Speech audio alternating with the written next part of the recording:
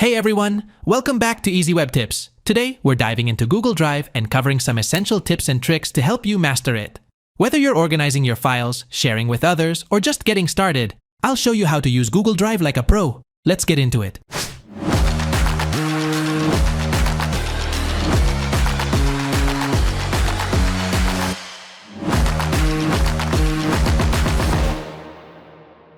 Let's start with the basics. One of the easiest ways to keep Google Drive tidy is by using folders. To create a new folder, select New Folder and give it a name. Here's a tip within a tip. You can even color code folders to quickly spot the ones you need. Just right-click a folder, choose Change Color, and select a color that stands out for you. Once you start storing more files, the search bar becomes your best friend.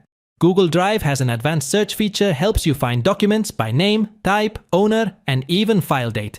Just click on the search bar, hit Advanced Search Options, and narrow down your results. It's super handy for locating specific files in a crowded drive. One of the best parts of Google Drive is its sharing feature. To share a file, right-click on it and select Share. From here, you can add someone's email address, choose whether they can view, comment, or edit, and hit Send. A quick tip: for large groups, you can also generate a shareable link. Just be careful with permissions, so you keep your files secure. If you're ever going to be without internet but still need access to your files, offline mode is a lifesaver. Go to Settings, toggle on offline mode, and Google Drive will automatically save your files offline. This way, you can access and even edit files without Wi-Fi, and they'll sync up once you're back online.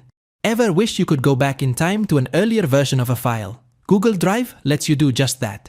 In Google Docs, Sheets, or Slides, go to File, then Version History, and choose See Version History. Here you can view and restore any previous version.